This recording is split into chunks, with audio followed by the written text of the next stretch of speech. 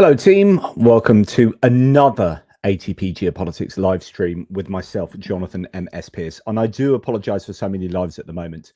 I do want to get back to smaller, more regular updates, but I've got to the position today where there's so much to talk about and it's all interrelated that it would be a sprawling video. And when I have sprawling videos, they're much better to do as a live stream because people are more accepting when they're a bit longer, when they're live, rather than a pre-recorded video that's like an hour plus long. And this is a pretty big one because there's an awful lot going on, not least with Merz and Macron being in London with Starmer, meeting Zelensky, and what might happen there. Actually, I've got relatively little to say about that because it's kind of all going on at the moment. But it's more to do with some really, what in my opinion is fascinating stuff. We'll see if you agree. But we've got the national security strategy that's been released. This kind of 29-page document. It's not overly long, but it's highly controversial, and it's more likely written by policy wonks in associated with the White House. That is very much in line with their agenda and their ideology.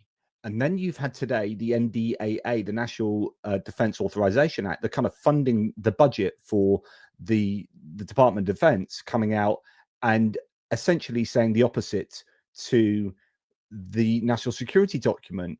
So the security document written by wonks, NDAA written by the Pentagon, the people who know about American defense and, you know, more traditional strategy of where the US sits.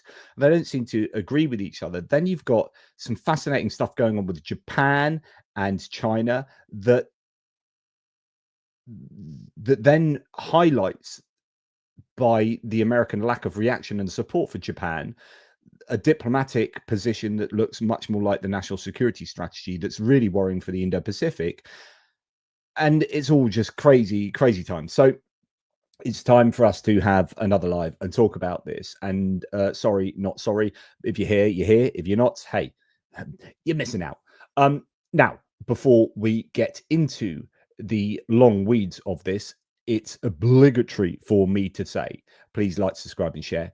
I really do appreciate all the subscribers I have to the channel. Thank you so much. You want to keep up to date with what's going on pretty much in the world. I might be expanding into doing galactic news events, and then eventually the larger universe. And my one intention, if I get enough subscribers, is to do multiverse news reporting. There's just not enough time in the day. Right. Okay. So let's get talking about what's going on.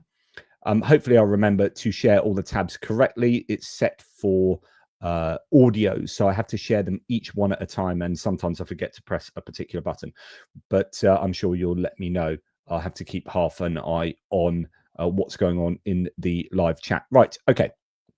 So we're going to start with, as you know, the Russian response to the national security document that sees the US kind of divorce itself from Europe, from the EU, attacks Europe for being, you know, involved in a process that will see a civilizational erasure, as it says. And the document talks about being excited that there is this really positive movement in terms of nationalist, patriotic political movements inside the EU. In other words, it wants the EU to break up. It sees the EU as a competitor, and it would like the Europe to be full of individual countries that are much easier to bully about. And you see this not least with Elon Musk taking on the EU, attacking the EU, because he would like the EU to be just a non-existent and just a set of individual countries, because they wouldn't be able to stand up to regulation. So what happens is the American, as I've talked about over the last live stream and elsewhere, the American government is acting as a kind of a PR arm for the American tech industry, and the tech industry is largely American by default. Like, as in, yeah, it might look like an attack on America when there are these regulatory fines and whatnot on tech companies in the US, but all the tech companies the big ones are American, right? And so, you know, if the EU is going to grapple with the tech industry, it will be by the nature of the tech industry, be grappling with the United States. And so the American government is acting as an arm of the tech industry. And when they go in to do trade deals with Canada, with the UK, and with the EU, what they want on a chopping block is regulation and digital sales tax, because that's what Elon Musk wants, that's what David Sachs wants, and that's what Peter Thiel wants. These big South African broligarchs seemingly controlling the White House and the way they do foreign diplomacy and the way they do trade deals. And the thing there is that the dissolution of the EU, as is the want of these people, and it seems to be the want of those in the White House, if you look at that national security document, is exactly what the Russians want. And here we have common sense saying, and I've already shared this with you, Peskov, the updated US national security strategy largely corresponds with the vision of the Russian Federation. My goodness, if you were to say 10, 15 years ago that maybe 5 years, well, 15 years ago, that the American national security strategy would align with the Russian vision of what the world should be like, you would have had people like having palpitations of the heart and passing out. It's a complete worry here. Shashank Joshi from The Economist, quoting the BBC, Russia has welcomed Donald Trump's new US national security strategy, calling it largely consistent with Moscow's vision, and they go into far more detail. The Kremlin welcomes a starkly worded document which does not cast Russia as a threat to the US. What I want you to do is just, I've got a lot of time for Simon Marks. He's a British reporter that's been in America for some time, and he reports for LBC on what's going on with the Trump White House. And he is absolutely on the money every single time he's on LBC. He doesn't hold his punches, and he's pretty brutal. We're not going to listen to, or I'd love to play all 12 minutes of this James O'Brien, Simon Marks interaction, but I think this gives you a good indication of what the national security strategy does. As you've been reflecting, it has been written.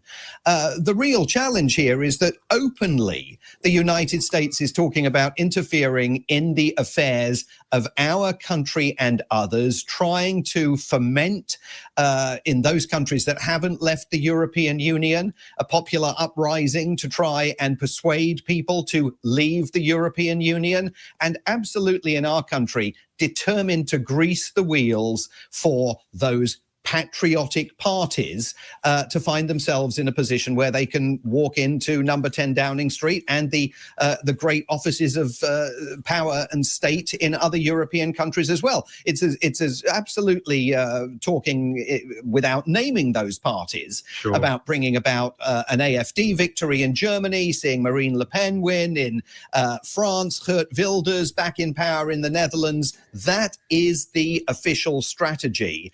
And you know, I know they're all talking with Volodymyr Zelensky about the future of Ukraine. This document makes it clear, again, that President Trump's going to capitulate to Russia on Ukraine.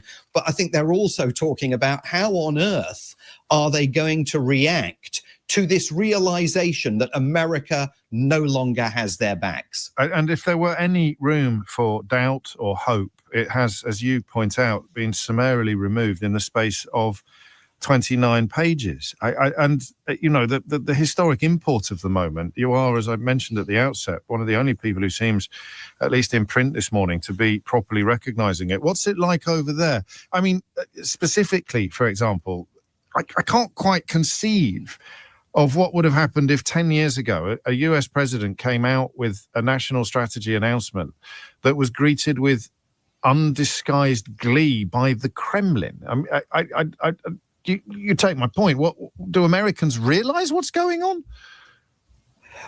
Well, certainly the foreign and defense policy community in this town recognize. And this is like the meat of it, and I love this, the fact that this guy has got connections out there and he's talking to them.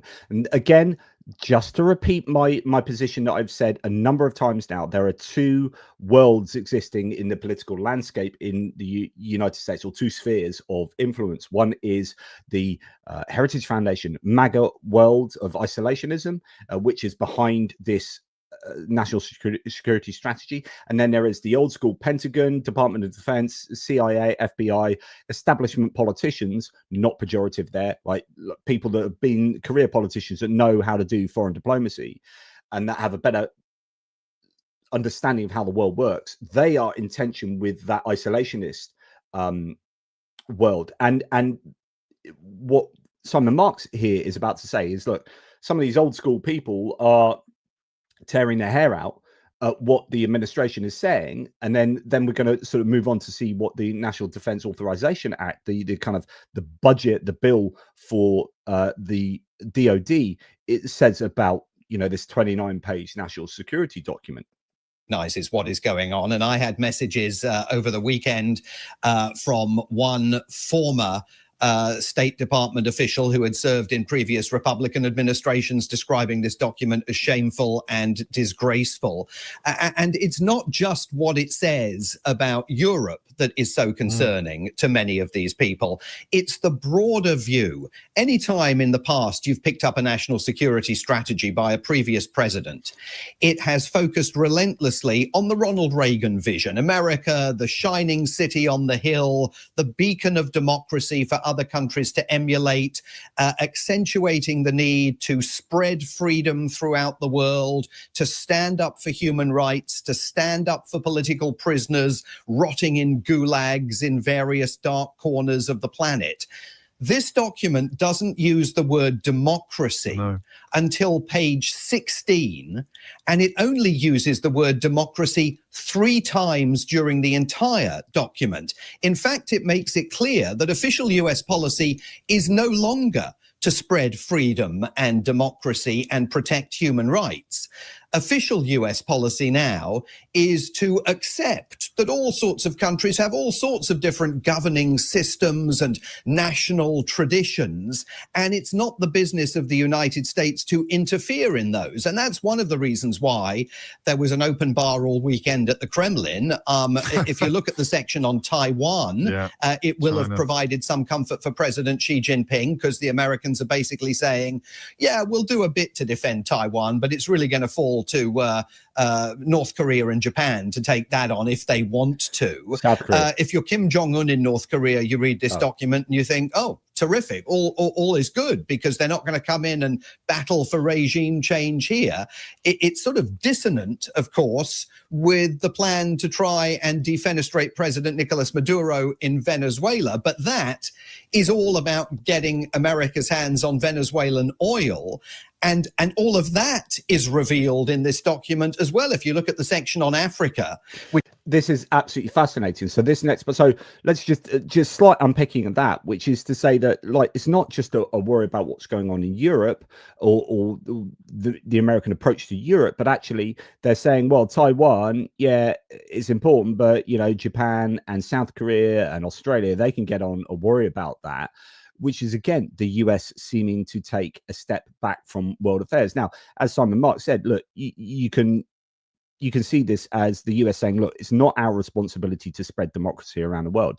Okay, and we can say that maybe the US previously has been too involved in regime changes around the world, but I don't think that was ever, I mean, it was nominally about democracy, but more often than not is about getting access to resources around the world. It's now they're saying the quiet part out loud, which is, yeah, we're all about rare earth minerals. That's what they're saying with regard to Ukraine. That's why they want to do a peace deal, so they can get into bed with Russia. And that, as Simon Marx is going to say, that's what is laid out concerning Africa in the national security strategy. So this isn't less a national security strategy as a national, who can we exploit and extort and make money out of strategy, which is tiny. And at the end of the document, it's almost like a footnote on page 29.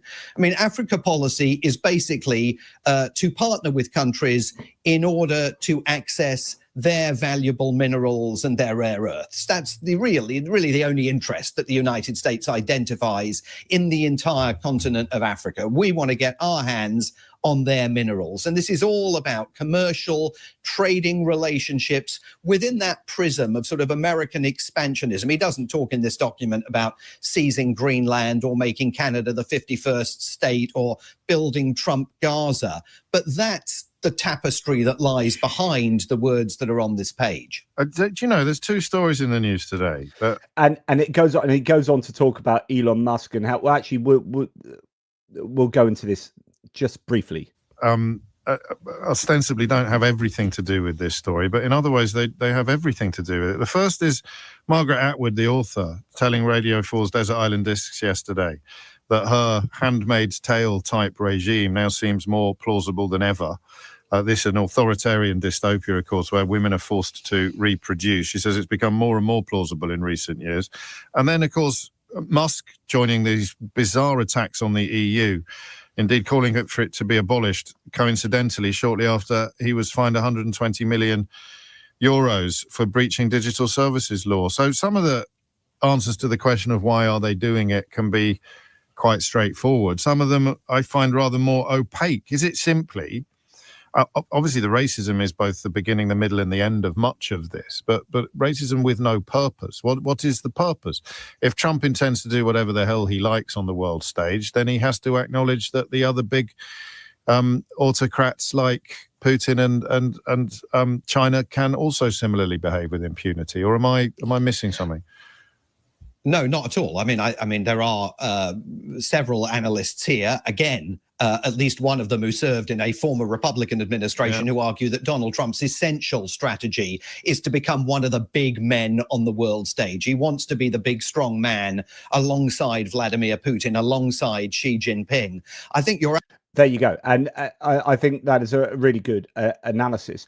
A British historian here has his opinion on the strategy on ITV this weekend. You've mentioned the negotiations that been taking place between the Americans and the Russians. What do you think the White House is doing? Are they playing a smart game, or are they being played by Putin? They're being totally played. I mean, Putin despises Trump. I mean, as far as he's concerned, he's his useful idiot. It's just like Lenin's version. And we know this, for example, from the Osaka conference in 2019, when Putin was starting to tease Trump. He said to him, Mr. Trump, I've done much more for Israel than people realize. And Trump slammed the table and said, nobody has done as much for Israel as I have. And Putin said, President Trump, perhaps they should rename their country after you. And Putin, Trump, looked at him in astonishment for a moment and then said, no, I think that would be going a bit too far. Well, that was all recorded by Fiona Hill, who was sitting in on the conversation. So the idea, and I said this yesterday, that Trump doesn't realize when Putin is taking the mickey out of him, that actually, so on and so forth. But going to Elon Musk.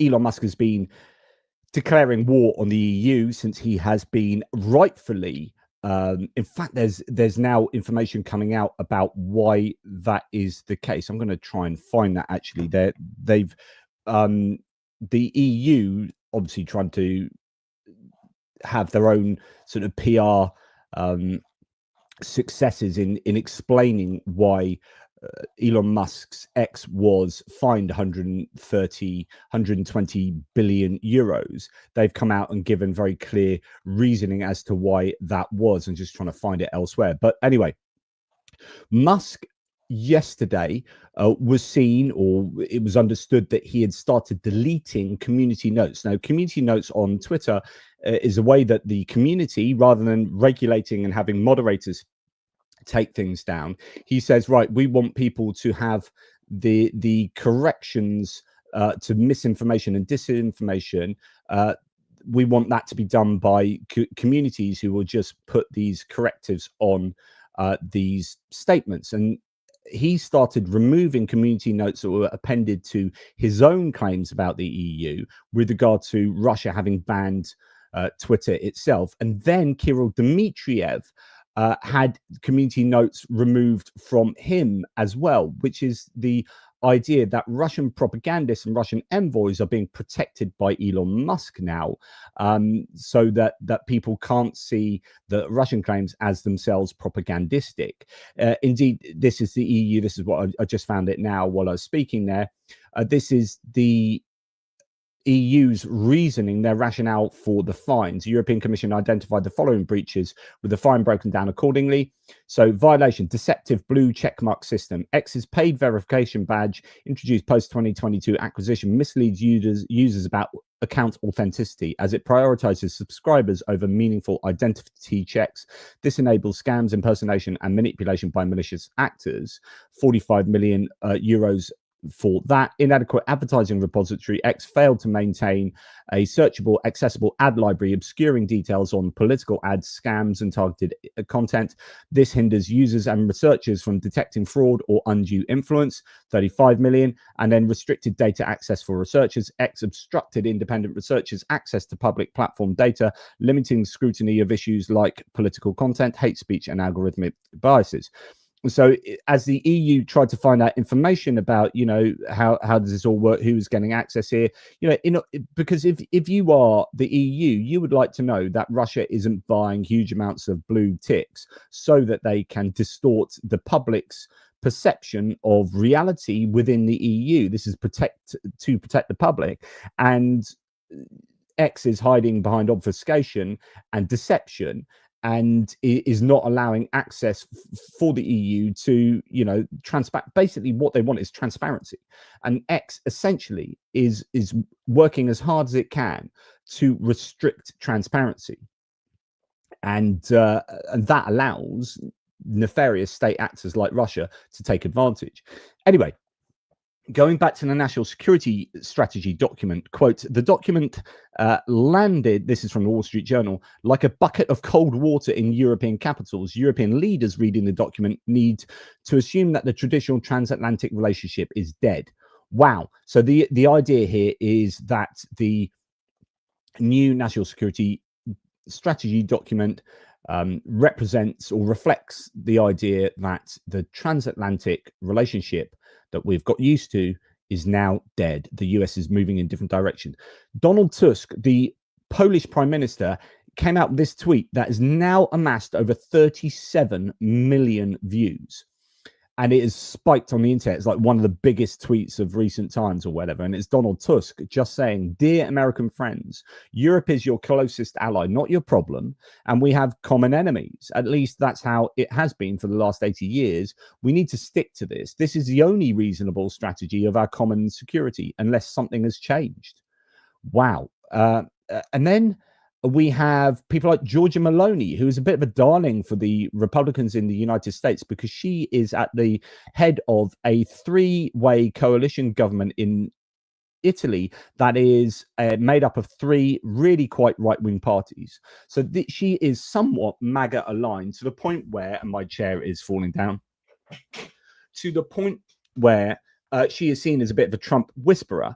Now, Italian Prime Minister Giorgia Meloni has emphasized that Europe must develop autonomous security capabilities to become a true global power and ensure its political freedom. In a television interview on Friday, she stated that relying on others for defense inevitably comes with a cost, framing strategic autonomy as both, quote, an inevitable process and an opportunity for the European Union, despite the economic investment required. So she is now looking for an independent defense and, I believe, sort of energy scenario where Europe is going to move away from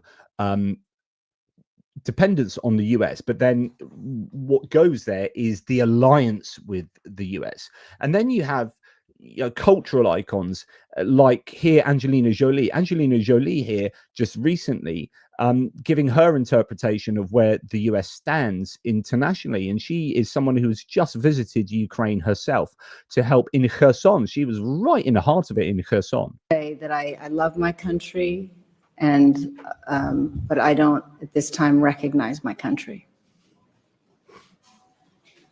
And I think that's, but I've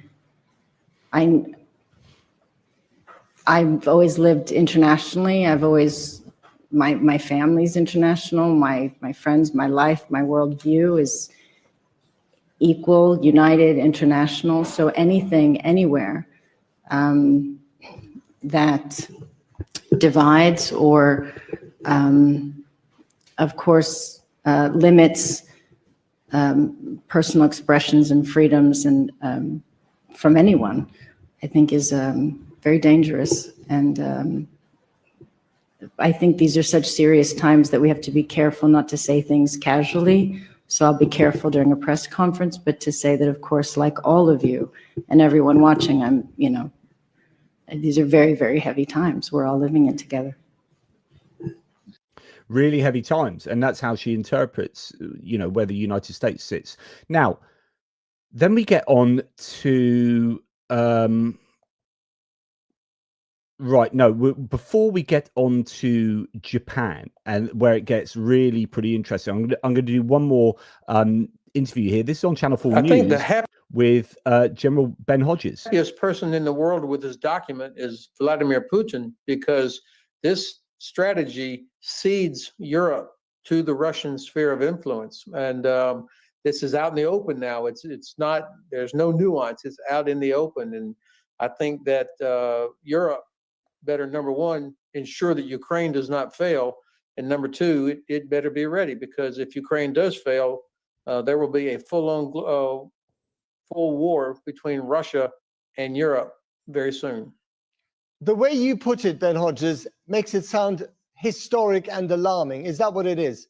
Well, historic in terms of American failure, turning our back on not only our allies of over 80 years, but also damaging ourselves.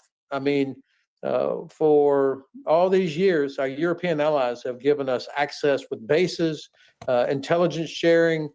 We've served together in so many different theaters. We've stood shoulder by shoulder in diplomatic circles, and now this is a giant middle finger to that Europe by this administration.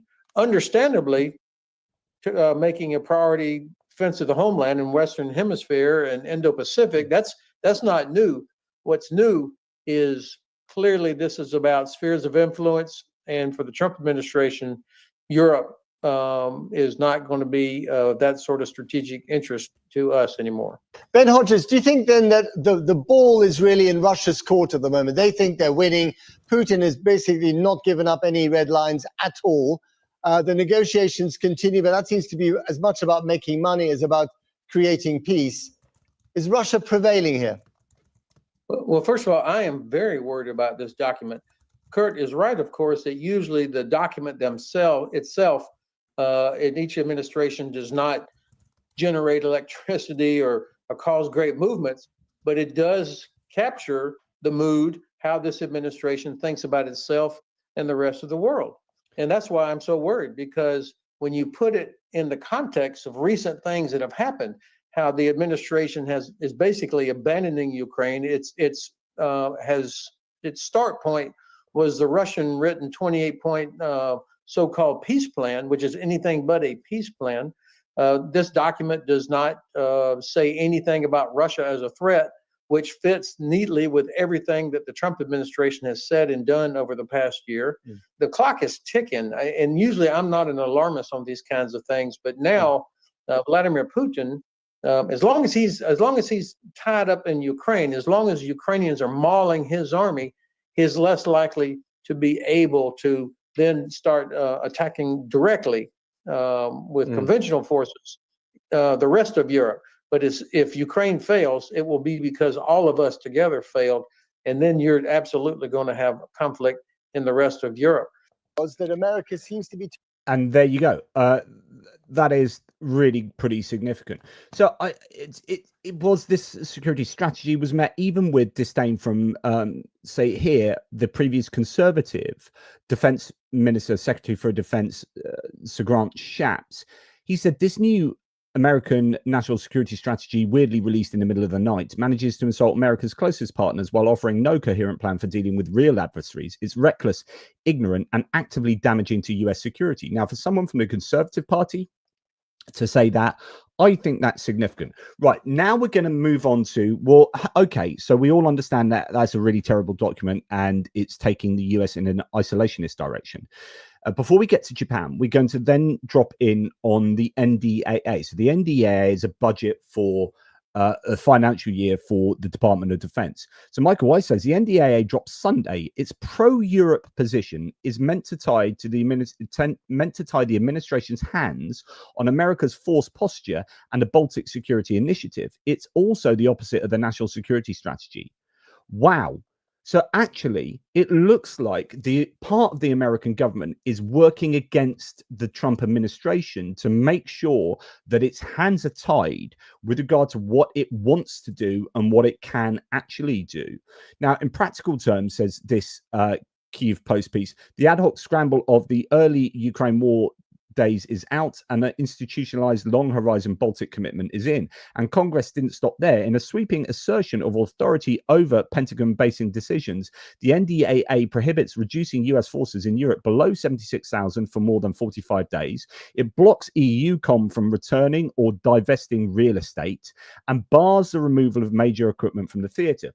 So this is Congress essentially, possibly, I presume, with Pentagon input, although it's tying the Pentagon's hands, but essentially Congress is working to stop the worst excesses of the White House administration from stripping Europe of American presence there, saying that, look, if this gets through, then you can't just sell off real estate, like American military real estate in Europe, which means that they can never come back. You can't get rid of equipment there. You can't reduce the troop numbers to below 76,000.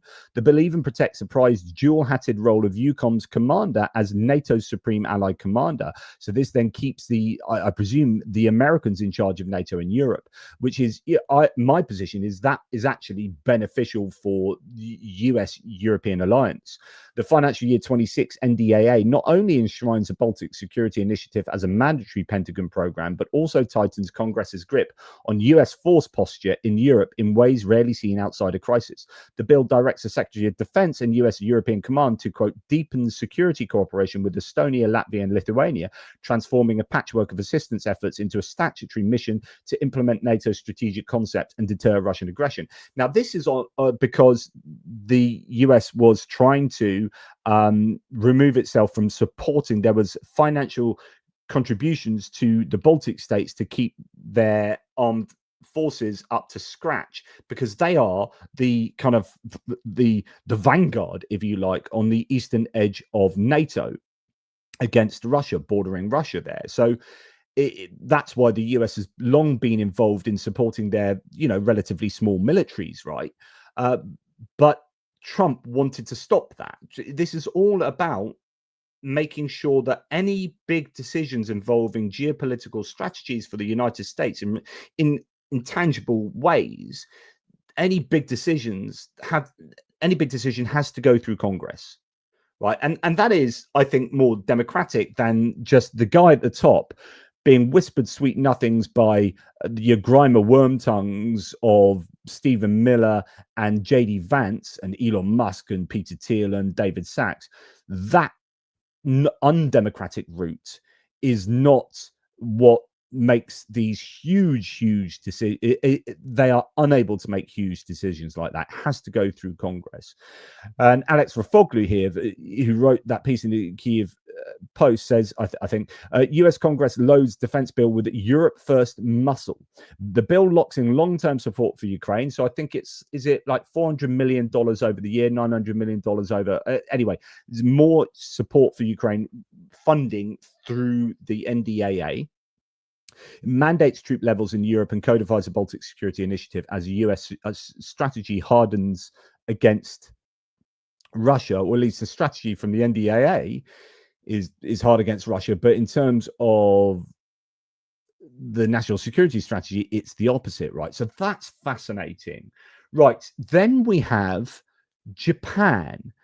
Okay, this is interesting. Financial Times writes, Japan has urged the US to give Prime Minister Sanae Takaichi more public support after expressing frustration at the level of backing she received following comments about Taiwan that enraged China. Japan just came out and said what the US would otherwise, in any other era, be super pleased with Japan saying. So you've got this kind of Margaret Thatcher type prime minister in charge of Japan now, who has, I think, really quite sweeping support, 75% support or something like that. So she is coming out and being really strong against China in a way that China hawks should be like totally happy with. And there's been like tumbleweeds from the US, and they've given no support to Japan for saying this in support of Taiwan and against China. Phillips O'Brien says what the US is doing in Europe is also it is also doing to its one-time allies in the Indo-Pacific. There's one rule of action for the US government right now. If you are a democracy, you will be abandoned. If you are a dictatorship, you will be praised and supported. Goes back to what Simon Marx was saying about democracy only being mentioned 3 times in a document and not until page 16, the National Security Strategy.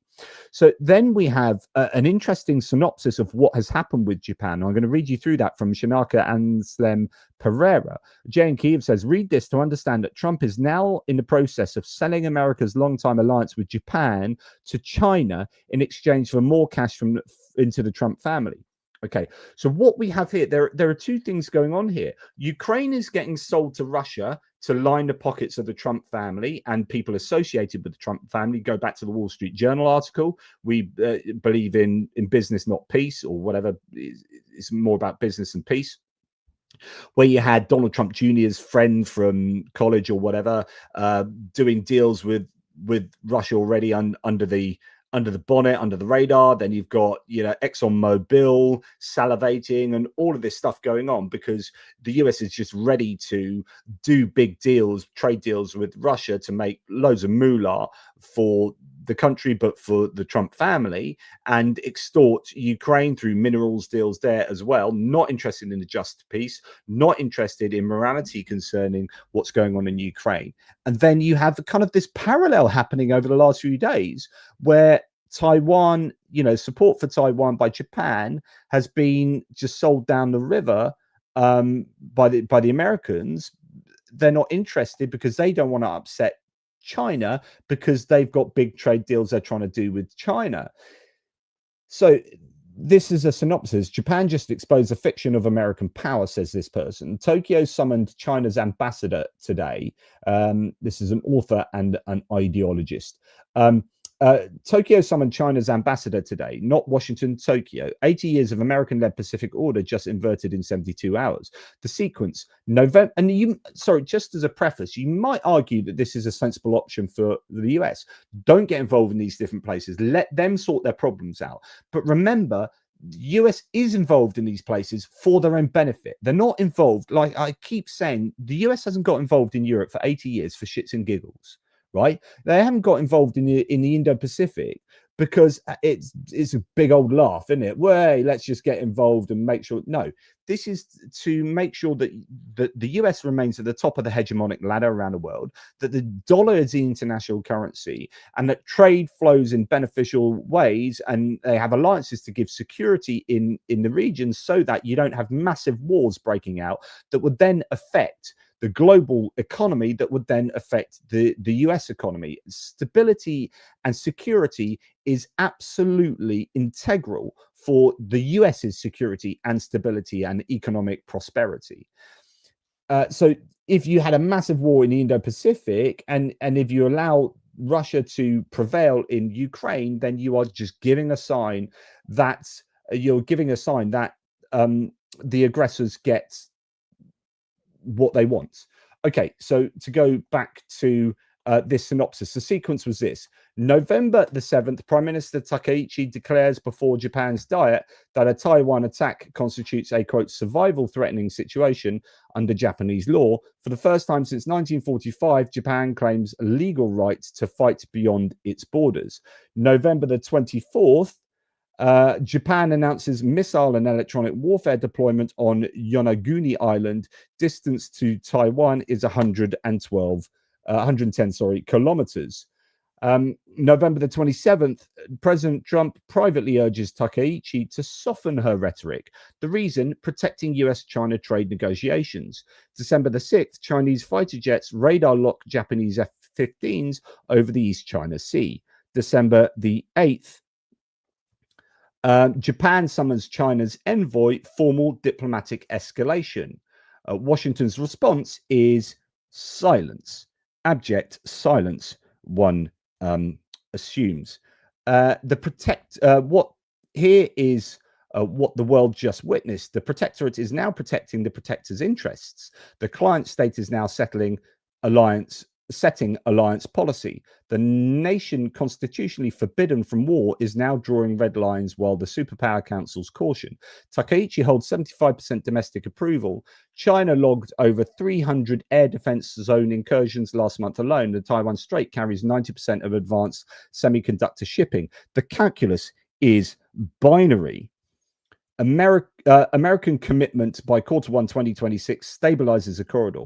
American hesitation by Q1 2026 invites blockade testing. Global chip supply contracts 10 to 20%. Every vehicle, every phone, every server. Japan has made its position unambiguous. China has made its intentions visible. America has made its priorities clear. The architecture of deterrence requires credibility. Credibility requires action. Action requires will. One ally possesses it. The question now burning through every defense ministry from Canberra to Brussels, if Japan stands alone, what exactly is the alliance for? The answer shapes everything. So that's a pretty stark appraisal at what is going on with regard to Japan. Japan is standing up to China, and the US is saying nothing and doing nothing and not supporting Japan there. And so it is, again, I think, another example of this kind of isolationist thread that runs right the way through the present American administration. And this is very worrying in this case for for Japan and the whole Indo-Pacific region. Anyway, I thought that was a pretty fascinating parallel going on there. Sorry, I've just been contacted by my son.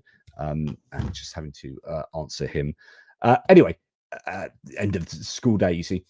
Now, Peter Jukes here references the Guardian article saying the Swedish Navy is encountering Russian submarines almost weekly. So while this is all happening, Russian submarines are going around the North Sea, around the North Atlantic, and doing all sorts of crazy stuff. What is America's position now? Like, are they just now going to let the Russian, allow the Russian Arctic fleet to do what they want? Has the US given up on Russia? As Russia ramps up its threats towards Europe, what does Vance and the White House do? They threaten Europe. Swedish Navy is encountering Russian submarines almost weekly, and more could be on the way. Wow. Now, the UK and Norway are now getting together, so they'll link 13 anti-submarine frigates for joint patrols in the North Atlantic under a new defense pact. London says Russian vessels approaching UK waters have sharply increased over the past 2 years. There's lots more to say on this, but I'm going to go over it fairly quickly. But the point is this, just again to set the record straight here. You can argue that the US is pulling back from helping Europe as much as it was, and it's pulling back from helping Japan and Taiwan as much as it was. It's isolating itself from the world. Fair enough. If you think that that's the way to go, that's going to save you lots of money. Actually, what it will do is you will not get the return on investment from being invested in those places. So your economy, I think, will suffer as a result. You become more protectionist, you get inflation, you put tariffs up, you start trade wars with everyone. You say, we're not going to be in alliances with people. You start trying to pull out of NATO. You start trying to pull out of security in Europe and security Indo-Pacific. And then, okay, fair enough. You might like that. But do you know what happens 20 years down the line? The dollar isn't the international currency. You've allowed BRICS to get a greater hegemonic power in the world. You've got the EU standing up more independently and saying, screw you, the US. And the US becomes a less important player in the global community. It's just like, fair enough, you can do that, but as long as you accept what comes with that, which is less power globally, less influence globally, people don't listen to you as much because you burnt them before.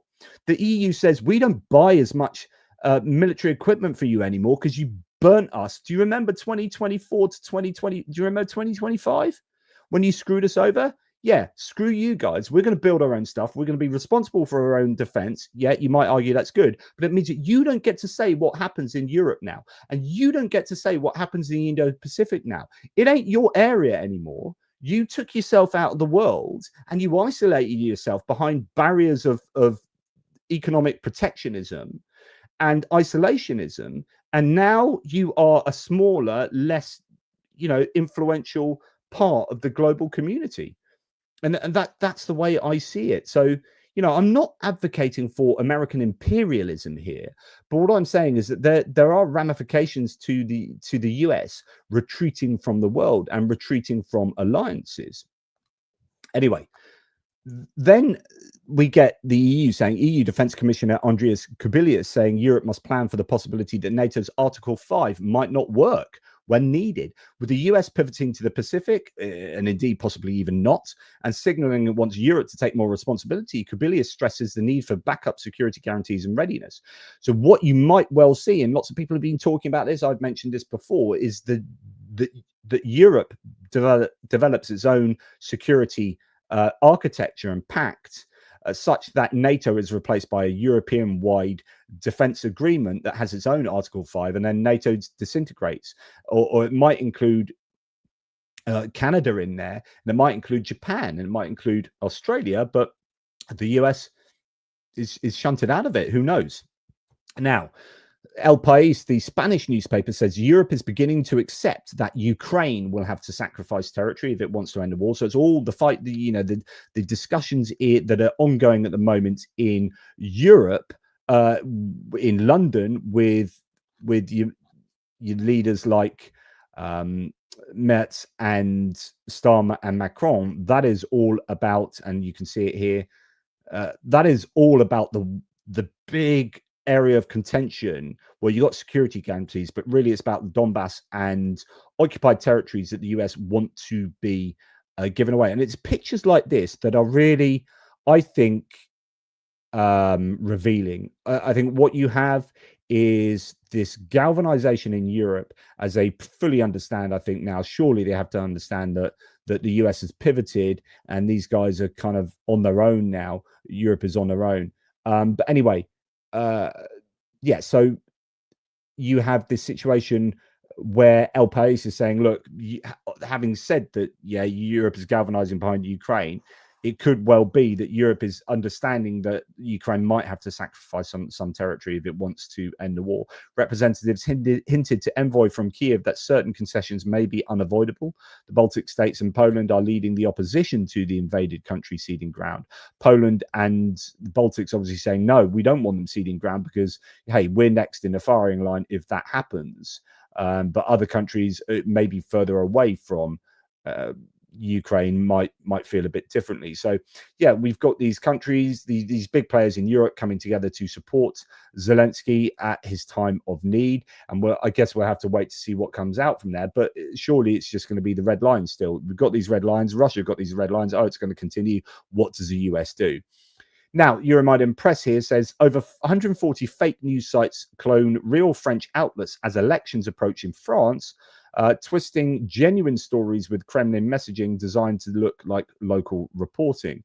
Ukrainian watchdog links the network to the doppelganger operation run from Moscow. So again, this is the idea that Europe is involved in a war with Russia, whether we realize it or not. And that war is a hybrid war. It's an information war. It's a cyber war.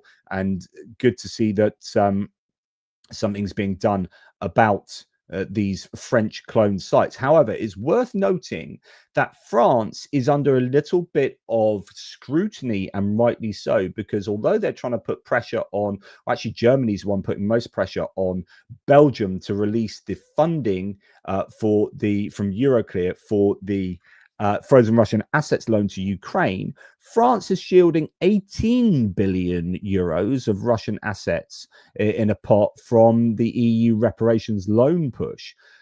Financial Times has written an article on this that is, shedding some pretty controversial light on the French here.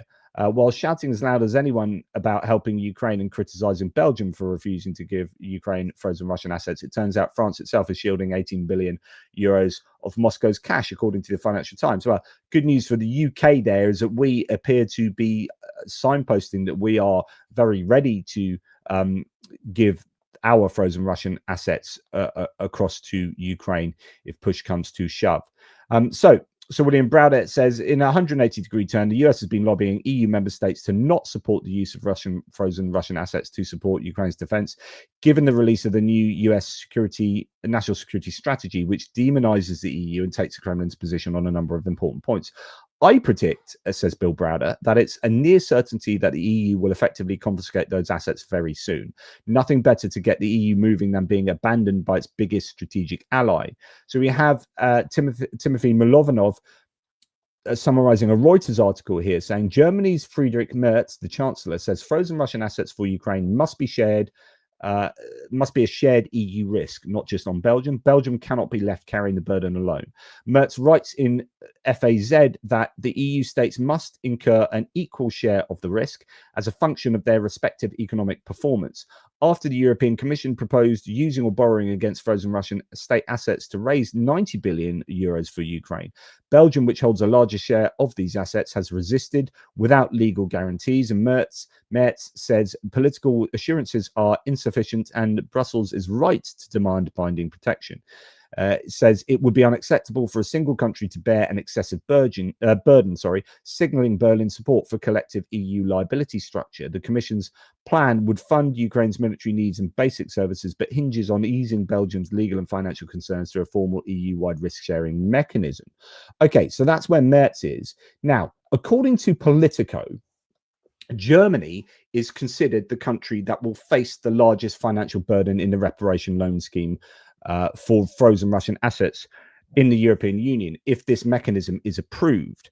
EU countries are planning to provide individual state guarantees to Ukraine up to 210 billion euros in total, of which 52 billion euros will come from Germany. The repayment of the funds will be the responsibility of Kyiv in the future, but only if Russia assumes payment obligations and pays compensation. That is, if it is confirmed that Europeans will not bear the costs of Russia's defeat. Otherwise, Russia will not assume such obligations. 6 EU countries, Lithuania, Latvia, Estonia, Poland, Finland, Sweden, and Ireland, have already appealed to the President of the European Commission, Ursula von der Leyen, and the President of the EC, Antonio Costa, to speed up the decision on the allocation of the reparation loan to Ukraine based on Russian assets. Now, okay, so Politico says that EU countries will individually commit billions to up to the tune of 210.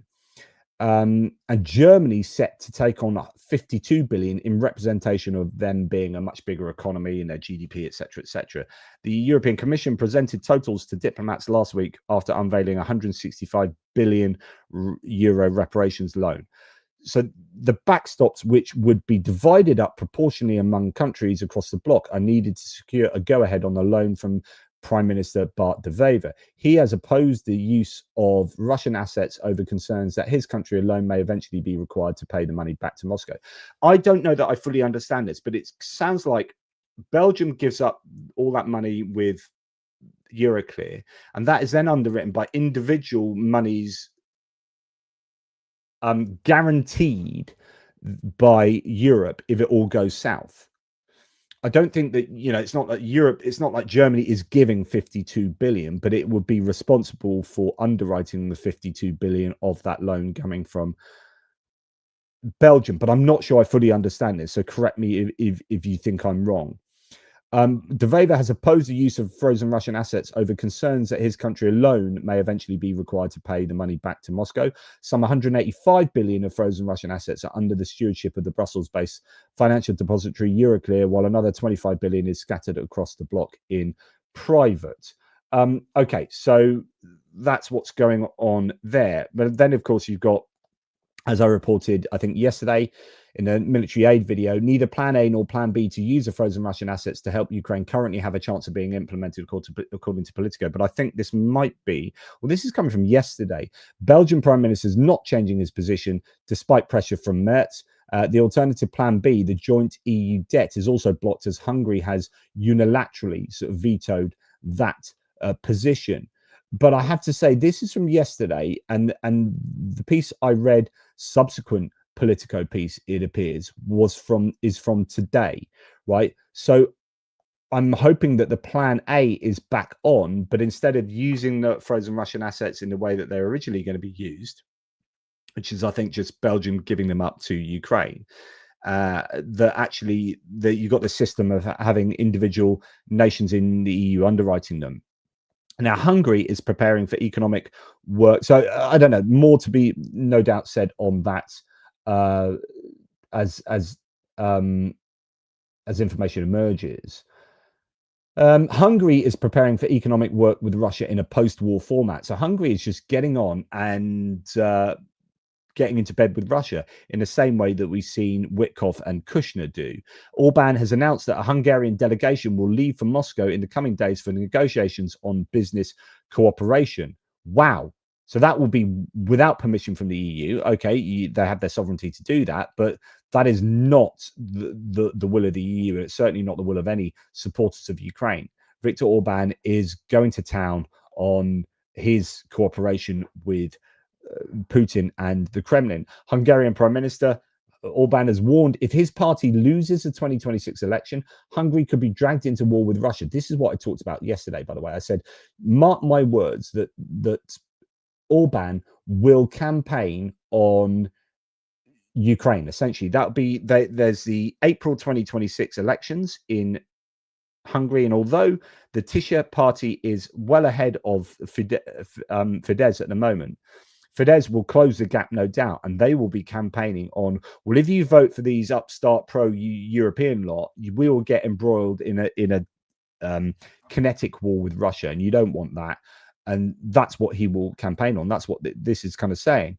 Orban warned if his party loses the 2026 election, Hungary could be dragged into war with Russia. Speaking in Kecskemét, Orban claimed without evidence that Brussels-backed parties would push Hungary into conflict, while only a national government could prevent it. So that's his position. Okay, moving on. A UN Security Council meeting has been called for Tuesday. The press service of the permanent mission of Slovenia to the UN announced that on December the 9th, the Security Council will hold an open meeting on Ukraine. What exactly will be discussed is not yet known, but that's something to look out for. Okay, then we're getting on to the next big thing, which is kind of where we'll take most of the rest of this video, which is Putin going to India. And I am super genuinely worried about this. I know some people might talk about how much of it might be performative, and that, you know, Modi might be saying, yeah, we'll do this, but it won't really happen, or whatever. I don't know. I think it's looking like India and Russia are pretty close here. Putin and Modi beam at the Russia-India Business Forum in Delhi. Putin calls for expanding this ties beyond energy and defense in all areas. Modi briefly spoke about the Russian invasion and said India stands on the side of peace, yet the red carpet for a war criminal says more than any speech could, says Noel reports. The analyst says, meanwhile, the rupee is in free fall and China is on the edge of more conflict with India. This is all more smoke and mirrors from Putin portraying normality, while there is nothing that remotely resembles it behind the scenes. So that is that. So the analyst there is giving part of the comeback to this. However, there are a few details that I think are particularly worrying. So Russia's in discussions with India to localize production of Russian drones such as Lancet and Garan, according to Sergei Chemezov, head of Rostec Corporation. Quote, he said, they are also ready to produce them. Also, according to Russian military blogger Wargonzo, on December the 5th, a delegation of the Smolensk FPV drone piloting center arrived in India to complete objectives within the framework of the Russian-Indian strategic partnership. Okay, so you can say that India isn't really going to be doing X, Y, and Z with Russia in a way that doomers like myself here are suggesting. However, like, my doom situation is India producing drones for Russia. If India produces drones for Russia, then Ukraine can work their butts off to destroy production facilities in Russia. But if India is making them for Russia, then what's the freaking point? And if China's making this stuff and China and India supporting Ukraine in supporting Russia in these tangible ways, really significant ways, is deeply, deeply worrying, right?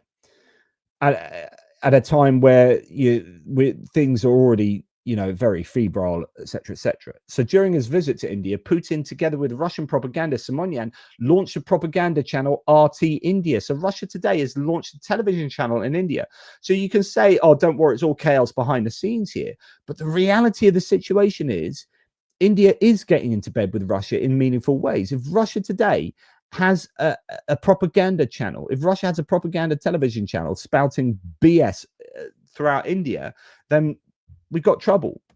Russia today's goal is not simply propaganda for Russia and its culture or its position on domestic and international affairs. Above all, Russia today strives to provide its listeners and viewers with truthful information about our country and what is happening in the world, said Putin. Blah, blah, blah, blah, blah, blah, blah, blah, blah, blah, blah, blah, translation propaganda, right?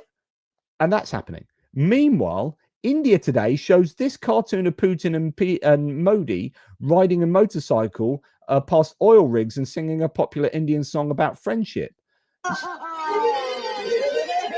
It's absolutely nuts. I'm not going to play the music. I'll probably get a copyright infringement. But President Trump also makes an appearance at the end. I mean, this is where they're at. Indians loving a bit of Putin, or at least India today, indicating that these two are getting on like a house on fire. Some kind of weird love affair. Anyway, I just find it all rather distasteful. And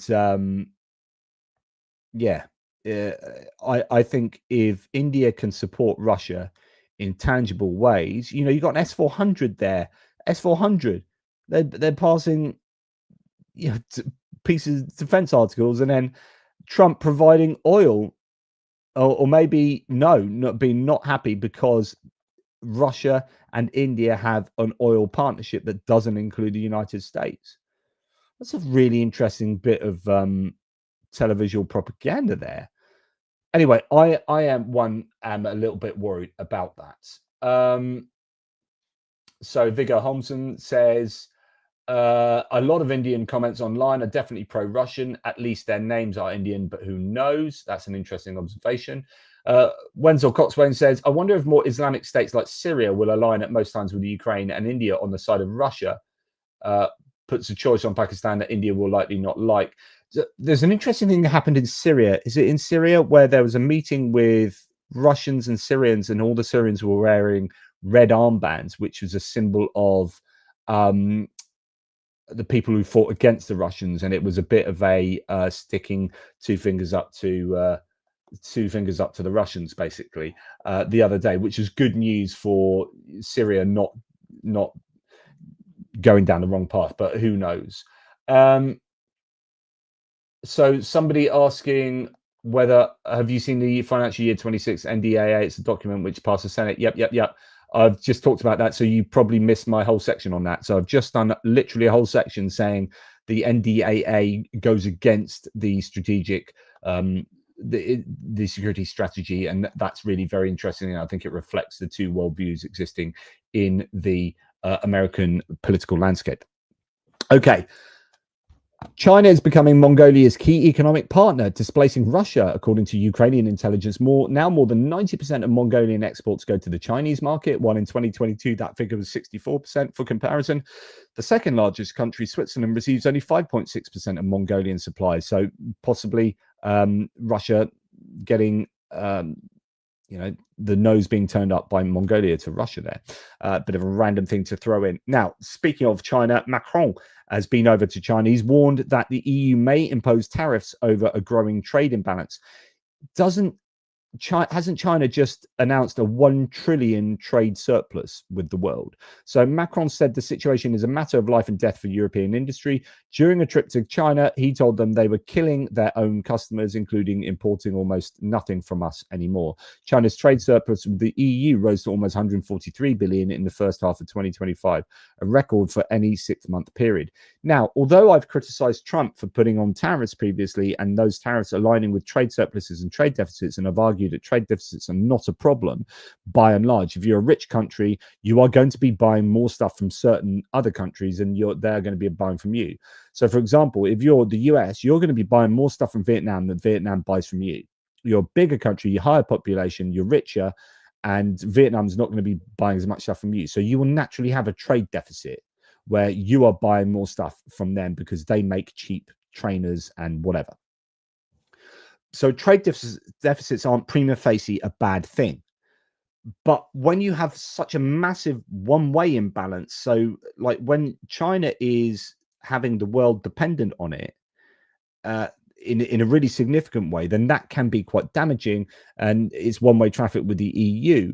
Now, this is all kind of all trade around the world is thrown up in the air when the USA says, okay, well, actually, we want to protect our own industries, in the full knowledge that this will be, or at least it should be in the full knowledge that it will be inflationary. They then start putting on, the US starts putting on, it's putting barriers to free trade up by putting on tariffs of every country in the world to try and redress that balance. And it hasn't really worked, actually, because they haven't onshored the manufacturing to the levels that would be required. And manufacturing has actually gone down in the US. It's continually gone down. And anyway, but really, from a global point of view, what that does, it says, well, they're doing their own protectionism now, which means that Europe is, because basically you want everyone having free trade, or then it's kind of no one has free trade. So it's like, well, if they're massively protecting their industries and hammering us with tariffs, then we have to retaliate to them, and we need to protect our industries from China. And then, so as predicted, when I was talking about this after Liberation Day, I predicted that the world would become more protectionist. Everyone, their way of dealing with the US putting on tariffs on everyone is putting their own tariffs on. And so you have Macron going to China and saying, well, we're going to have to put tariffs on you because there's a massive trade imbalance between the EU, and now we can't sell our stuff as easily to the US. Are you buying our stuff? No, you aren't. So we are now going to have to protect ourselves and look after our own, and then everyone becomes protectionist. That is what's going to happen, and lo and behold, that's exactly what it seems to me is happening. So fascinating. Right. Anyway, moving on from there, the UN General Assembly has adopted a resolution calling on Russia to return all Ukrainian children unlawfully taken during the war. The vote was 91 in favor, 12 against, 57 abstentions. Countries voting against include Russia, Belarus, Iran, Cuba. Among abstainers were China, India, and Brazil. Now, what is fascinating about this? So you've got your typicals, Cuba, Belarus, Burkina Faso, Burundi, Democratic Republic of Korea, Democratic, Cuba, Eritrea, Iran, Mali, Niger, Nicaragua, Russian Federation, Sudan. Okay, all of those obviously voting against. What was missing in terms of voting against or abstaining was South Africa. Now, South Africa voted against Russia at the UN, supporting a resolution calling for the return of Ukrainian children who were forcibly taken or unlawfully held by Russia since 2014. South Africa became the only BRICS country, not so Brazil, Russia, India, China, South Africa, but there are other nations in that, not to side with the Kremlin, one of just 8 African states to support the document. In April, Zelensky handed Ramaphosa a list of 400 abducted Ukrainian children, asking for assistance in bringing them home. Russia called the resolution politically motivated. So that, I think, is worthy of some note. Now, one good thing that US Treasury Department has done recently, I mean, they seem to be at least making some decisions to the benefit of Ukraine, as they've imposed a $7 million penalty on a company connected to sanctioned Russian oligarch. The New York-based property manager Gracetown Inc. has been fined more than $7 million for accepting payments tied to company owned by sanctioned Russian oligarch Oleg Deripaska. So that is good news. Just a few more things here. While Elon Musk is attacking the EU, there's lots of argument as to whether the EU is done for and it's the end of the EU and oh my God, it's so weak. Lots of people presenting a different narrative. Liz Webster here is very pro-EU, says Europe is not collapsing, America is losing its edge. This is devastating to the Bannon-Dugin Trump worldview. The Financial Times is reporting one of the most important under-discussed facts of 2025. Europe's markets are kicking America's ass, is the claim. Spain is plus 40%, Italy plus 26%, France plus 23% in US dollar terms. Europe's banks plus 60%, and dollar investors earn more in Europe than on the S&P 500. So anyway, there is that. The US sits there below some of these other countries. And just a few more random nuggets. Tbilisi, don't forget that things are still happening in Georgia. There's a big turnout in Tbilisi the other night to continue protests against the pro-Russian government and falsification of elections. It's also the first weekend since the BBC confirmed Georgian security forces used chemical weapons on the protesters. The things are still nasty there, but good that the protesters are out in force. Day 374 of continuous protests there. More scenes from the street protests amid Ukraine flags and Christmas decorations, Georgian flags, so on and so forth, and EU flags. And just another one to throw into the worries here. There's been at least an attempted coup in Benin. So Benin is just going to seizing. Oops, don't want to. I just want to show you the map of where that is. Here we go. It's between Nigeria and Togo, and that is a worry because it's right next to Nigeria, and there's potentially another coup there. I don't know if Russia is involved. Russia's been involved in coups in Mali and Niger, and 7 of the nations in the Sahel region of Africa, I think, have had coups recently, and Russia's been at the heart of it. So that is definitely a worry. Right. I want to just I had a whole thing on reform. I don't know if I'm going to have time to do it because reform have been in more hot water, or at least the Brexit and UKIP party that were the precursors to reform. There have now been more people found to be potentially connected to Russian interference, and Nathan Gill was, I think there's 8 people now elected for UKIP and Brexit were tapped up by Nathan Gill and Voloshin to try and influence. And I want to go through all that, but it probably requires a whole extra video because it's a little bit involved. So I'll leave that. I'm going to go to a bit of US politics because this is proper fascinating. And we're going to go to Marjorie Taylor Greene. Now, if you don't realize, Marjorie Taylor Greene has come out recently as quite critical of Trump and has she's retiring from her Georgian congresswoman's position role, saying she's going to have nothing to do with politics. She said in this interview that she was going to not run for president, for Senate, for anything. She's just going to get out of it. But she has also apparently admitted that Trump sent her a really offensive message after these recent shenanigans. And I think there's no love lost anymore between her and Trump, which is fascinating because this then brings out a fracture in the MAGA movement. I would love Ukraine to say to Marjorie Taylor Greene, because she's been so kind of critical of Ukraine over the past few years. I would love them to say, do you want to come? Now's the time to come. We'll come over to Ukraine. Honestly, we'll show you. We'll be nice to you. Just want to show you what's going on in Ukraine and see if you still hold to your original positions. Anyway, this is part of the 60 Minutes interview that is absolutely fascinating. Behind the scenes, do they talk differently? Yeah. So the question is, did the Republicans behind the scenes talk differently about Donald Trump? Is it the case that everyone, polishes his boots in public, but in private they all slag him off? I mean, is that what's going on with the Republican senators and Congress people? And she's like, yes. Yes. How? Oh, it would shock people. Well, let's shock people. Okay. I watched many of my colleagues go from making fun of him, making fun of how he talks, making fun of me constantly for supporting him, to when he won the primary in 2024, they all started, excuse my language, Leslie, kissing his ass and decided to put on a MAGA hat for the first time. Behind the scenes. Wow. So that is quite an admission. They all take the piss out of him, taking the mickey out of his voice, his speech, and then as soon as he gets elected, they're kissing his ass. And we hear from Puck News and elsewhere, actually, there are lots of rumors that you will get a suite of Republicans, Republican Congress people, I presume maybe senators, but certainly Congress people elected every 2 years, retiring. They say that 20 are going to announce their retirement. That's going to add to people like Don Bacon and is Tom Tillis even going? These people are going because they've had enough of Trump, basically.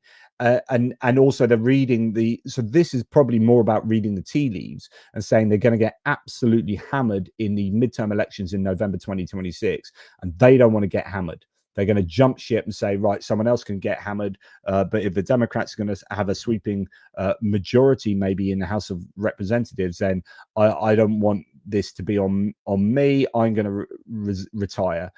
And apparently some 20 are going to announce their retirements going forward. And going back to, I almost said this earlier, going back to tariffs and the trade war, and part of what takes place with this trade war around the world with Donald Trump is just pure grift. In April, Trump announced a 46% tariff on Vietnam. In May, Eric Trump attends a groundbreaking for a new $1.5 billion Trump golf resort in Vietnam. And in July, Vietnam becomes only the second country to reach a tariff deal, cutting its rate to 20%.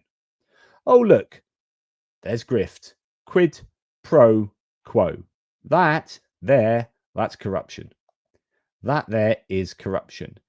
ProPublica has now examined months of Fox News's coverage and reviewed their over 700 videos posted on social media from Fox News. The network used 5-year-old footage, mislabeled other dates, and implied footage from elsewhere was in Portland. This is with reference to Trump coming out, sending the military to Portland because he'd watched on Fox News that Portland was on fire. It was burning down. All the shops they don't have glass shop fronts anymore. They've got wooden chipboard. And of course, Portland was like, hang on, what's going on here? It's completely safe. What are you talking about? And he'd been watching Fox News showing footage from 2020 because he has no one correcting him in his own government, because people like Stephen Miller want him to send troops into places like Portland, these liberal heartlands.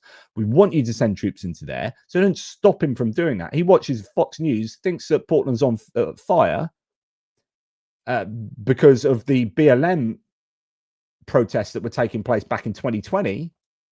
So he sends the troops into Portland and nothing's happening at all.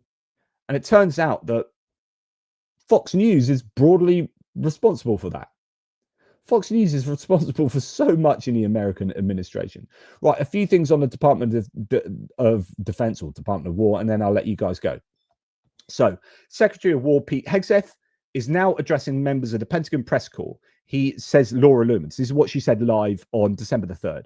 Now, if you remember, you had all these people coming out and saying, this is now mine. This used to be the Washington Post office from Dan Lamothe. And then you had someone else saying this used to be Washington Post desk. I'm sure Laura Loomis just said that. But anyway, Cam Higbee has now said that. And then someone else saying your office belongs to me. And yeah, anyway, so what happened is that these right-wing YouTube and internet influencers were given permanent journalist desks in the Pentagon because mainstream media refused to sign a document where Pete Hegseth was stipulating that the Pentagon had to get the sign off of anything these guys are going to print to do with the Pentagon and to do with the armed forces. And because mainstream media are like, no, First Amendment, we're not going to do that. We'll print what we want. Thank you very much. He said, well, if you're not going to sign it, sod you. And then all of them en masse, apart from OAN, walked out, including Fox News, by the way, and including Newsmax. They all walked out and said, we are not going to do that. It's completely against the First Amendment. And then they just replaced them all with these complete goons like Laura Loomer, who have now said, we're the truth tellers. Though mainstream media are just corrupt, they're not journalists, we're the real journalists. And then they just completely regurgitate Pete Hegseth's talking points, and they don't hold into account at all. Anyway, look at Laura Loomer say how wonderful Pete Hegseth is here. He's now addressing members of the Pentagon press corps. He's taking everyone's questions with no scripts and no pre-planned questions. Oh my goodness, someone can answer unprepared. That's what Caroline Levitt's job. That's what any press. Okay, he's a Secretary of Defense and he's not a press spokesperson. But come on, mate, that's not that amazing. The attacks on Hegseth by the fake news media are unfounded. He is taking every question. Impressive. Like this is a media holding Hegseth to account. This is what you get. Let's listen to this goon. it is standard procedure to make for sure that the enemy is neutralized. It is not murder when Pete Hegseth and the Department of War double tap a narcotics ship that is shipping drugs that kill Americans to America. It is not that at all. I'm here at the Pentagon reporting. So some douchebag who thinks it's his job to just believe everything Pete Hegseth says and couldn't for 1 second think that it could be illegal that they're blowing up civilians in international water in boats driving with 11 people towards Suriname and then blow the boat up again when 2 people for an hour are scrambling on its hull, waving to people above saying, please help us. And then they blow those people up. This guy's like, yeah, Pete Hegseth is all totally cool. He's my man. I mean, that's what this is now, the media. This is holding truth to, this is holding power to account. Speaking truth to power. No, it's not. This is just completely obsequious, yes men, not even reporting, regurgitation. Ugh. So the Pentagon's top watchdog, according to The Atlantic, saying Shasha and Joshua here picking this out, the Pentagon's top watchdog has concluded that the information, so remember Signalgate, where all of those messages were sent out to people, including on unencrypted media, including to accidentally to a reporter who got hold of the strike details of strikes on Houthis and whatnot. And Pete Hegseth should have gone then, but instead, as it Waltz, Mike Waltz was the national security advisor that eventually went. The Pentagon top watchdog has done an investigation into this and concluded that the Information Defense Secretary Pete Hegseth shared in the chat could have put the mission, US personnel, and national security at risk had it fallen into the wrong hands. In other words, he should be gone. Pete Hegseth should be gone, really, as according to the own watchdog investigation into that. A couple more things. Dan Bongino, second in charge of the CIA, of the FBI here. What does he have to say? Remember, he used to be a conspiracy theorist podcaster. You know, I don't know if you remember this. This is before you became the deputy FBI director. You put a post on X right after this happened, and you said there's a massive cover-up because the person that planted those pipe bombs, they don't want you to know who it is because it's either a connected anti-Trump insider or an inside job. You said that, you know, long before you even thought of as deputy FBI director. Yeah, that's why I said to you, this investigation's just begun. We are pretty comfortable. We have our guy. I think again, legal process starts to surface and information, facts start to come out. The public's going to be very comfortable with the investigation that was conducted under Director Patel and his leadership. He's been great on this. But I don't want to, you know, listen, I was paid in the past, Sean, for my opinions. That's clear. And one day I'll be back in that space. But that's not what I'm paid for now.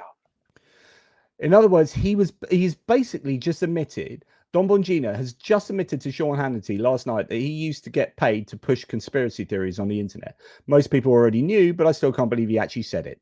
Literally admitted that I was paid to have those opinions then. I don't necessarily think that now. Oh, so the person, deputy in charge of the FBI, was just paid to spread conspiracy theories, and you're happy with announcing that? My goodness. Now, as if that kind of level of incompetence wasn't enough in the FBI.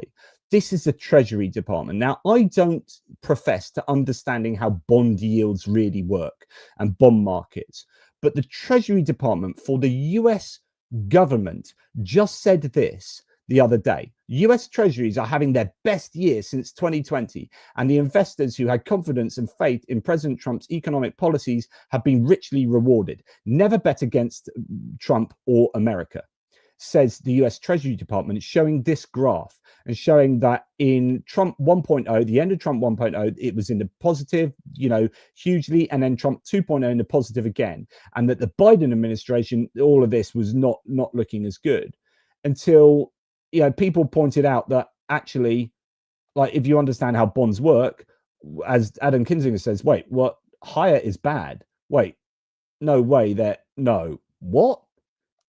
And then loads of people just piling in on the Treasury Department saying bond prices rise when investors anticipate an economic slowdown or recession. They flee to safety, increasing demand for secure assets like US Treasuries, which drives prices up and yields down. You do understand the higher it is, the worse it is for our country. You know that, right? Right? What absolute amateurs. Wow. I still can't believe this isn't a satire account. Higher long-term interest rates are a big reason housing is unaffordable. You're celebrating this. If you were trying to pull a, so on and so forth. This is beyond parody, blah, blah, blah, blah. Like, the US Treasury Department doesn't appear to understand basic statistics about their economy. It's just like, it is an absolute joke, by all accounts. But again, I don't profess to be an expert in that domain. Right, last thing I'm going to say, and this is kind of like a bit of a, oh my God, is this what the world is coming to? I'm not going to play you this video, but this video is a woman who calls these people effing N-words and is working at this place, this whatever it is, I don't know, bakery or something. And she is fingers up and just N-words to these people, and it is absolutely horrendous. And she is just disgusting, right? And she's just given it all of this. Anyway, as someone says, Trump's America, people are comfortable being openly racist on camera, no shame, no fear. She gets sacked, rightly, for being like about as racist as you possibly can in public, on camera. Crystal Therese has been fired from a Cinnabon job in Wisconsin, and her fundraisers, then this has happened a number of times. People are really horrifically racist, get sacked from their jobs, and then say, oh my God, I've been unfairly dismissed. Please do a fundraiser here. And then people who are equally as racist raise loads of money for them, and they get rewarded for their racism. I don't know how much she's raised now, because this was a good day ago plus, but she had already raised like $40,000 for being racist. Like, is this what the world is coming to? Just, I don't know. Anyway, there you go. Right. Hopefully that, I mean, goodness me, that was a lot of stuff. So thank you for bearing with me. I really do appreciate that. Let's go through some super chats. I so apologize for doing so many lives and then being so long, but hopefully that's all out the way, and I do like more frequent pre-recorded shorter ones. Yes. Thank you, Rob Cook. I appreciate you, mate. And I need to donate. He did a Ukrainian fundraiser, and I forgot to talk about this and tell anyone to go there. And Rob, you should have just badgered me. I get into these headspaces where I have so much going on that I forget to do the basic things, like breathing. And Rob, he organized this ice skating fundraiser thing, and I wanted to take my kid to it because my kid used to be British national ice skating champion, although he hasn't really donned his boots since he gave up ice skating. Anyway, like he's raising money for Ukraine, and if that's still open, I'd love to contribute to that. So thank you, Rob. He's a total legend. Anyway, thanks for the 5 ATP Geopolitics memberships. Appreciate that. Paul Gilbert, you need a gamer chair sponsor. I am considering getting a new chair because my chair keeps going down. So that is something, again, like just needs more time to sort out basic things like clearing this room. I mean, beyond the under the camera, this place is a mess. Just doing other things other than talking to you would be a start. Richard Bennett, thank you for your ATP Geopolitics memberships. Thank you, mate, my friend. I really appreciate that. Total legend. Johnny Nebregard, some Norwegian love there. Cheers, dude. Mitch Mazarol, a rules-based order depends on everyone agreeing that following the rules is to the benefit of all over the long run, suggesting that folks take in a number of Sarah Payne lectures that touch on this, Donald included. Right, yeah, What's interesting, I don't know if this is connected to the free riding principle, Mitch, and thanks for your support, mate. Really appreciate that. So the free riding principle is the idea that if you had I don't know, you go into a bar and there's like a plate of donuts and it's an honesty box, and you get, right, here's a plate of donuts, please put in $1 for a donut, and you take a donut, and then basically what you do is you factor into that 10% of people are going to be free riders.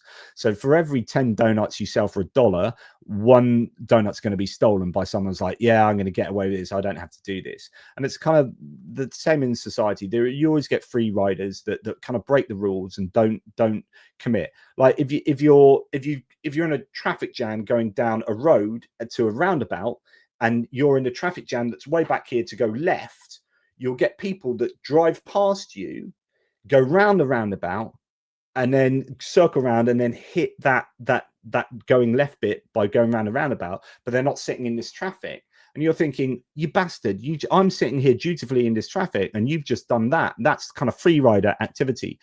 But if everyone did free rider activity, it all falls apart and no one gains, right? So if everyone walked in and took a donut for free, then those donuts, the bar wouldn't provide those donuts with an honesty box. You're like, we're not doing that anymore.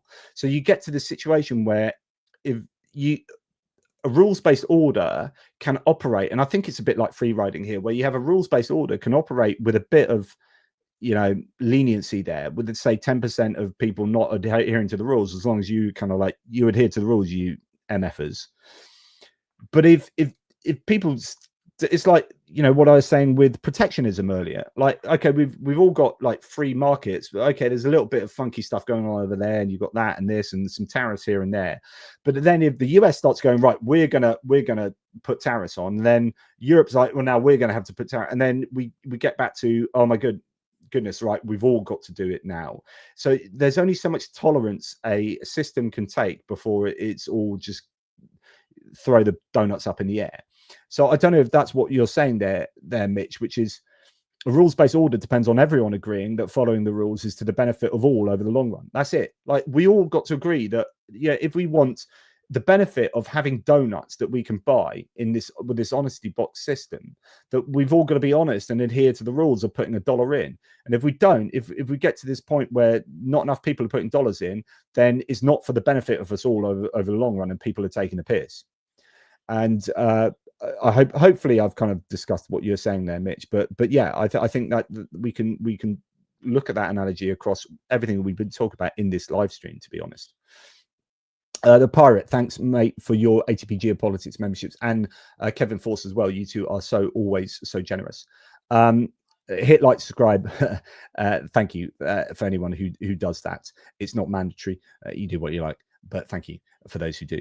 And towards the little whiskey shop fund, I am going to put another, and actually Christmas is getting closer and closer. And by the way, if anyone has some ideas for Christmas presents, I do have a load of books. If you go onto Amazon or any other better bookstore that doesn't give Jeff Bezos money, look for Jonathan MS Pearce. But I do also have like fiction books that I've got I'm trying to write I've got the third one still to write, but Metamorphosis, the Survival of the Fittest. There's a bit dusty. I need to do a bit of dusting in this room, obviously. Survival of the Fittest, Metamorphosis, and Survival of the Fittest adaptation. I also have kids' books, Curse of the Maya and Grease Lightning. So if you've got people from like 9 to 15, then a couple of books there. So anyway, there's some Christmas ideas, but I need to support Mark from the Little Whiskey Shop, that's for sure. Mitch, lives give us minions of voice, buddy. Yeah, and I do understand that, Mitch, and I do recognize that actually there's a really lovely community that has developed here. So when I do lives, actually loads of people like that, and you hang out here, and so I don't feel too bad about doing lives. I don't feel bad at all about doing lives, but I just sometimes think that you might get a bit peed off and want pre-records more, and it's all about what you guys want, not what I enjoy doing, because I'd sit and talk here to you guys for like 6 hours. Anyway, yeah, I am doing a bit of spamming there, but I haven't spammed my books for absolutely ages. So Johnny Pearce for a load of books. Here's a good Christmas one for you. There's the family book of Word of the Day, Every Day Forever, or something like that. It's a book. If you like words, here it is. If you like words, here's a book of words. The family book of Word of the Day for a year, every year, forever. Johnny Pearce. So you can go and get that, and then you can find out about words. You can find about their etymology, and you can find out about examples on my little flippant remarks about these different words in there.